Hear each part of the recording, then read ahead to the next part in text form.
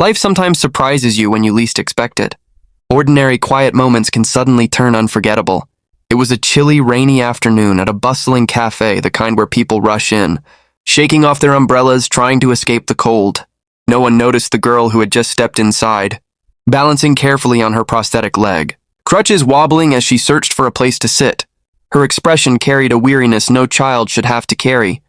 She was only 12, with her hair tied in a messy ponytail and clothes that had clearly seen better days. But what slowly drew attention, like a truth settling softly in the room, was the quiet loneliness in her eyes. Her name was Mary, and she had been walking through challenges far longer than any child should.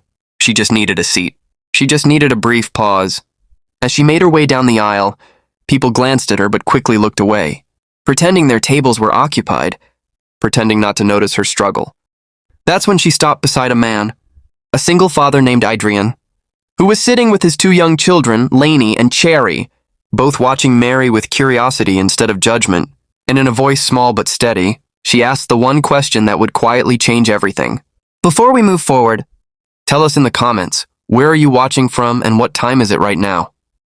And don't forget to like and subscribe to Blackened, Wronged for more heart-touching stories. Let's get started. Adrian felt a shift in his chest the moment he saw Mary. Life hadn't been easy for him either 3 years ago. He lost his wife, and since then, he had been raising Lainey and Chari alone while working long hours. Mary's tiredness was different, heavier, like she carried the weight of the world. Adrian slid his chair, inviting her to sit. She hesitated, but the kindness in his eyes gave her courage. She lowered herself carefully, crutches by her side, and let out a long, quiet breath. Her worn shoelaces, reddened fingers, and the faint smell of rain told their own story. Mary explained softly that her prosthetic leg had hurt on the walk home. Her mother, Serena Hale, worked double shifts, and there was no bus she could afford. She insisted she could manage alone, but today, she just needed a moment to breathe. Adrian's chest ached, remembering all the times he had smiled while breaking inside. Now Mary did the same, smiling because it had become her only way to cope. The warm room wrapped around them like a gentle shelter from the storm outside. Adrian quietly made up his mind that this moment would matter. He brought Mary a warm sandwich and a cup of hot chocolate, setting them gently in front of her. Mary hesitated, unsure if she should take them. Adrian gave a simple nod, and for the first time since she had arrived, a small smile softened her face. She ate slowly, savoring not just the food, but the rare comfort of being cared for. Lainey and Cherry soon joined in, asking Mary about school, her hobbies, and the stickers on her prosthetic leg. Mary answered softly, a quiet pride in her voice. Each question chipped away at the walls of loneliness around her. Adrian watched them and felt a gentle warmth in his heart, a reminder that kindness could heal both those who receive it and those who give it. When Mary finished eating, her eyes grew serious again. In a whisper, she admitted she was scared to go home, not because anything dangerous awaited, but because her mother, Serena Hale, would worry and blame herself once she knew how far Mary had walked alone. Serena had been working tirelessly ever since life became harder for them. Bills piled up and medical costs never seemed to end. Mary often hid her struggles to keep her mother from feeling more burdened. Adrian felt a pang in his chest hearing this. He understood that Mary wasn't seeking pity. She needed someone to see her, truly see her without judgment. Without hesitation, Adrian offered to drive her home.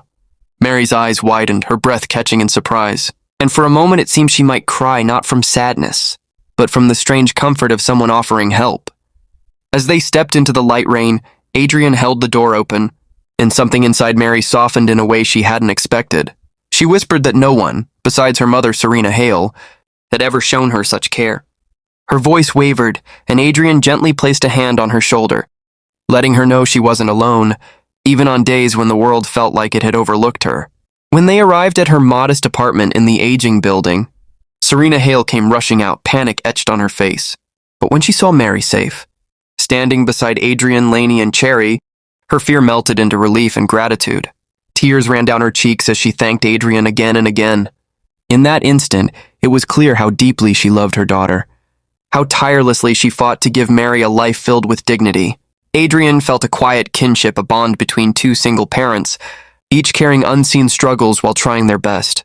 Mary turned to Adrian, her tears now flowing freely, not out of sorrow, but from release, from finally being acknowledged. She told him that his simple gesture, the invitation to sit, rest, and feel welcomed, meant more than words could convey. Adrian embraced her gently, promising that kindness always has a place in the world, even when life seems harsh. If this story touched your heart, please like, comment, share, and subscribe to Black and Wronged. Let us know in the comments which moment moved you the most. And remember, sometimes a single act of kindness can change not just a day, but an entire life.